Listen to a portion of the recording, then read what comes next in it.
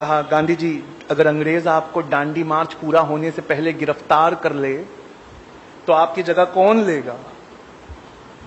इतिहास में नाम दर्ज है, गांधी जी ने कहा अगर डांडी पहुंचने से पहले मुझे अंग्रेज सरकार गिरफ्तार कर ले तो मेरी जगह अब्बास तैयब जी लेंगे। और गांधी जी कहते हैं, अब्बास देखना जब मैं जेल चला जाऊं तो तुम्हारे मुट्ठी से नमक ना छूटे। 1932 में गांधी जी को नमक आंदोलन के लिए अरेस्ट किया गया तो हजारों की तादाद में पठान निकल कर आए और खड़े हो गए। इतनी हजारों की तादाद देखकर अंग्रेज डर गए और अंग्रेज पेशावर से भाग गए। 2 दिन बाद वो गढ़वाली रेजिमेंट लेकर लौटे तो किस्सा खानी बाजार में सारे के सारे पठान टस से मस नहीं। गढ़वाली रेजिमेंट से कहा इन पर गोलियां चलाओ। गढ़वाली रेजिमेंट के जवानों ने बंदूकों को लोड किया, देखा सबसे सामने की सफ में पठानों के बच्चे लगे हुए हैं और उन बच्चों के बीच उनका लीडर खड़ा था, उसका नाम था खान अब्दुल गफ्फार खान।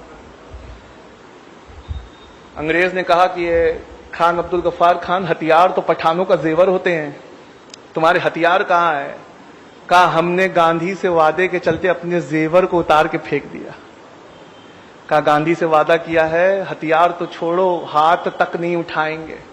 ये फोटो, वहां जमा लोगों की फोटो आज भी गूगल और विकिपीडिया पे मौजूद है। सामने की 2 सफ में बच्चे खड़े हैं और पीछे हजारों की तादाद में पठान खड़े। फिर अंग्रेजों गढ़वाली रेजिमेंट ने अपनी बंदूकें लोड की। इससे पहले गोली चलाती, गढ़वाली रेजिमेंट ने बंदूक ये कहकर फेंक दी, हमारे देश में एक जलियांवाला बाग काफी है, निहत्तों पे हम गोली नहीं चलाएंगे। अंग्रेजों ने खुद साख्ता बंदूकें उठाई, 207 लोग मारे गए। आप जानते हैं भारत सरकार ने उन्हें क्या इज्जत दी है, खान अब्दुल गफ्फार खान को। मरणोपरांत यानी मरने के बाद भारत रत्न पुरस्कार से संवारा। खान अब्दुल गफ्फार खान का टाइटल है सीमा अंत गांधी यानी फ्रंटियर गांधी।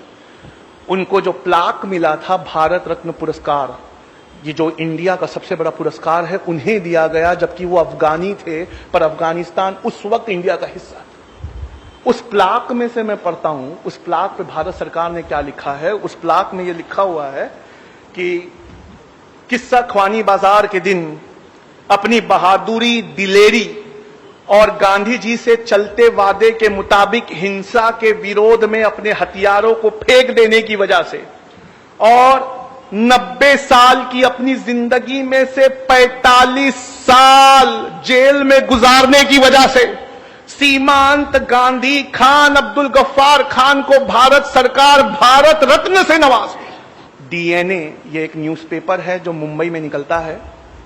इसके आफ्टरनून एडिशन को टाइप करिए, उस पर लिखिए मीर उस्मान अली डीएनए। गूगल पे टाइप करके जैसे ही आप एंटर करेंगे अखबार की ये पेपर कटिंग खुलेगी जिसमें लिखा है 1965 में पाकिस्तान से हो रही लड़ाई के वक्त इंडिया के पास पैसे की कमी पड़ गई थी तो भारत के प्रधानमंत्री लाल बहादुर शास्त्री ने ये अपील करी थी और अपील कर ये कहा था कि ये लोगों आगे बढ़कर चंदा दो नेशनल डिफेंस फंड में।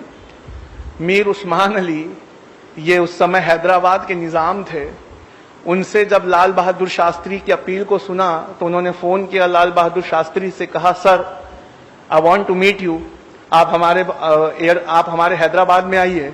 कहा देखते नहीं, वार चल रहा है। कहा सर उसी के जिम्मन में मिलना है, मेरे पास फोटो मौजूद है, आप असरा के व्हाट्सएप ग्रुप से जुड़िए, मैं आपको वो फोटो फॉरवर्ड करता हूं। लाल बहादुर शास्त्री हाथ मिलाते हुए मीर उस्मान अली से, क्या आप जानते हैं 1965 में पाकिस्तान के खिलाफ लड़ाई के लिए इंडिया के इतिहास का सबसे बड़ा चंदा दिया गया था। 2015 तक वो रिकॉर्ड टूटा नहीं है। इंडिया का सबसे बड़ा चंदा मीर उस्मान अली ने 5000 किलो सोना दिया था। 5 टन सोना लाल बहादुर शास्त्री के हवाई जहाज में बेगम पेठ एयरपोर्ट हैदराबाद में लादते हुए फोटो डीएनए अखबार ने छापी है। और इस रिपोर्ट को अप्रैल की 13 तारीख 2015 को द हिंदू नेशनल अखबार है, उसने फ्रंट पेज पर इस हेडिंग के साथ छापा है, close fist open handed Mir Osman Ali.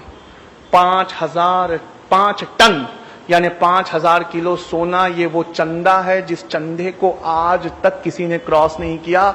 ये इस देश की हिफाजत के लिए दिया है। लोगों, पढ़ लो, अगर नहीं पढ़ोगे तो कभी नहीं जान पाओगे कि जय हिंद ये नारा लिखने वाला आंध्र प्रदेश के एक मुसलमान थे, उनका नाम मोइनुद्दीन हसन हक था। लोगों, पढ़ लो, नहीं पढ़ोगे तो कभी नहीं समझ पाओगे कि जिस प्लेन क्रैश में नेताजी सुभाष चंद्र बोस मारे गए, उनके साथ मरने वाले कर्नल हबीबुर रहमान थे। लोगों, पढ़ लो, अगर नहीं पढ़ोगे तो कभी नहीं जान पाओगे कि तुम्हारे बुजुर्गों ने क्या क्या इतिहास में लुटाया है। किसी और की कोई गलती नहीं है, उल्टा मुसलमान कौम को हिंदू कौम का कर्जदार होना चाहिए कि हमारी हिस्ट्री को उन्होंने किताबों में बचा कर रखा। हमने अपनी हिस्ट्री के लिए कुछ नहीं किया।